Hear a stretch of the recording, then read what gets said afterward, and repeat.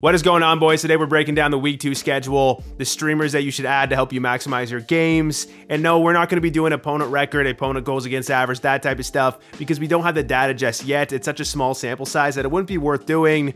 We'll do that next week. But for now, if we're looking at the teams with the most games / most off nights, we do have some pretty good options for maximizing your games. So let's talk about it. The two teams with the best schedules are the Calgary Flames and the Detroit Red Wings. They both have 4 games and 3 off nights. A lot of heavy nights this week, Tuesday, Thursday, and Saturday, so having players on these teams is going to help you maximize your games. Then we got a tier break. We got the Capitals and the Blue Jackets, both having 3 games and 2 off nights. Now, I would say the Capitals are a better option for streaming purposes because you can pick a Capitals player up on Monday and drop them Thursday, compared to the Blue Jackets, where if you pick up a guy on Monday, you have a huge gap between Monday and Friday's games, so it's not the most ideal scenario, but still, off nights are very valuable for week 2, so having Blue Jackets players on your team is a good thing. Then we have the Devils with only 2 games, but both of them are off nights, so it's still good. It just depends on where you can fit people into your roster. Then we have the Arizona Coyotes. They only have 1 off night, which isn't ideal, but they do have 4 games. They're only 1 of 3 teams this week that have 4 games, so by having players on the Coyotes on your team that you're going to start, it's going to help you guys out a lot. The only issue with the Coyotes is if you want to pick up a player for the entire week, it's going to be difficult if you have those heavy nights already filled. You're not going to maximize your games by picking up Coyotes players because you're going to have to sit someone in favor of them. It just depends on your schedule, like I said earlier. Now, moving on to the teams with the worst schedules, the teams with the least amount of games, we have the Montreal Canadiens and the St. Louis Blues. They are the only teams that play 2 games this week, and it's going to be tough if you have a lot of players on these teams. It's not going to help you maximize your games. Like I said in my tips and tricks video, sometimes whether you win a fantasy hockey week comes down to who had more games, you or your opponent, so it might not be wise to pick up these players for next week unless you really think they're going to be good for long term. Moving on to the streamers to help you maximize your games, I'm trying to optimize this and give you the best options for you guys to get the most amount of games. So we've divided them into different sections. For this one, we're going to be talking about streamers for the entire week that you want to make on Sunday or Monday. Obviously, these are the teams that have 4 games and 3 off nights. So let's dive right into it. First off, we have Jonathan Huberdeau. I know he's probably not available, but he's still under 85% rostered, and that is the threshold that we have. We have Elias Lindholm, same thing for Huberdeau.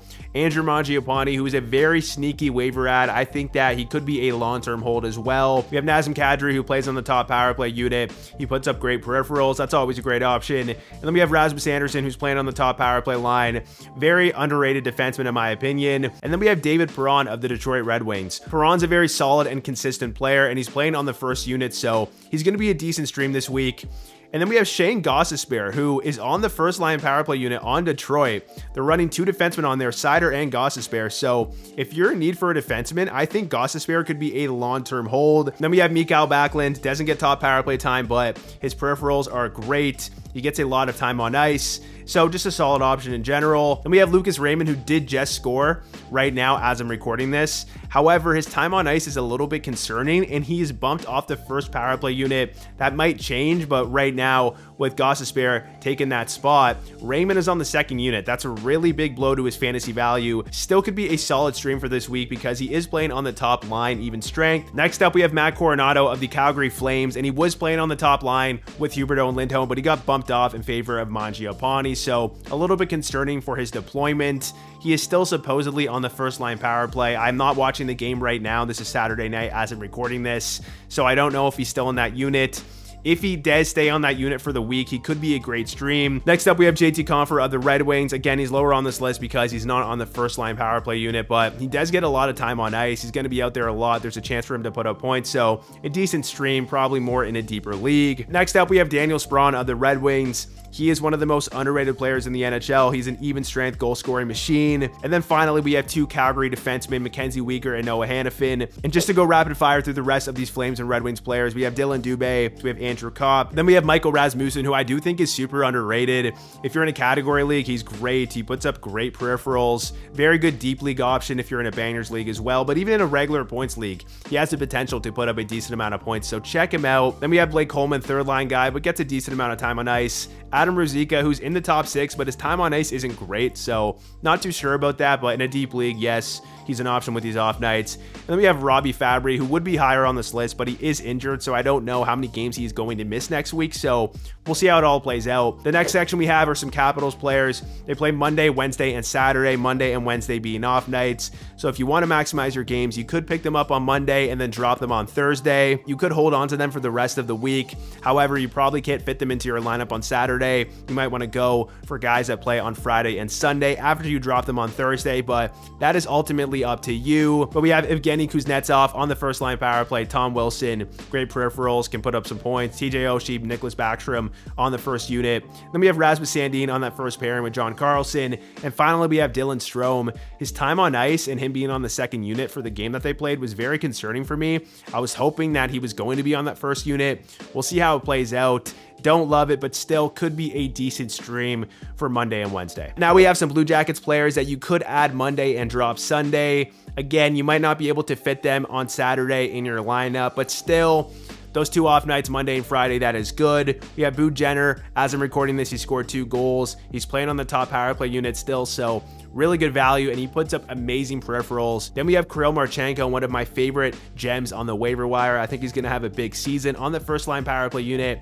We have Adam Fantilli, who could find himself on the first unit at some point. We'll see how it all plays out, but regardless, Fantilli is a very talented player. I expect him to put up points this year. Then we have Ivan Provorov, who is going to be on the first line power play with the absence of Zach Werenski, who is missing a couple of weeks with a quad contusion. They do not think it's a long-term injury, but for the next couple of weeks, Provorov could be a very good option. And with the off nights, Monday and Friday for this week, it's going to be good for maximizing your games. Next up, we have some Devils players. They play 2 games and 2 off nights, like I said earlier. Unfortunately, there is a big gap between Monday and Friday, so it's up to you whether you want to stream these guys. If you do want to maximize your games and get those off nights, you want to add them on Monday and drop them on Saturday. But obviously, ideally, picking up guys on the Flames and Red Wings is probably going to be a better option.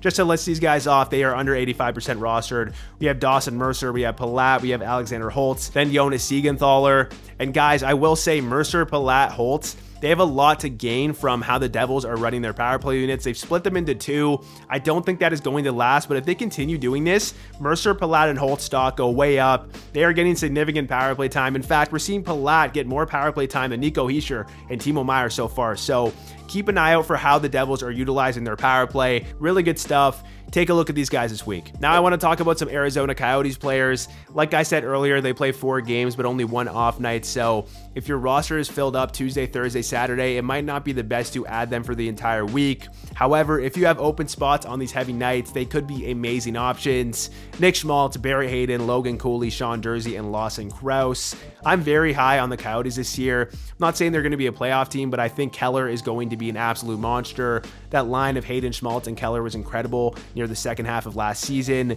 Logan Cooley has looked incredible as well out there. It's looking like he's going to get time on the first line power play. Durzi's looked great. He's a guy that I've been telling you guys to draft for the last 2 months. So that power play could improve. Keep an eye out for a lot of these guys. With Lawson Krause, he's a guy that puts up a lot of hits. So if you're in a bangers league, he's a very good option. But in general, you want to add these guys for the entire week, only if you have open spots on those heavy nights, so you maximize your schedule. I do think a couple of them are long-term ads as well. I'm going to be making a video on which players you should add for week 2 very soon, so stay tuned for that. All right, boys, that's it for the video. We have some very exciting videos coming up. We have one that's going to be releasing on Monday that I think is going to be pretty important, so stay tuned for that. But thanks for watching. Hit that like button if you enjoyed it. Hit the subscribe button if you're new to the channel, and I will catch you in the next video.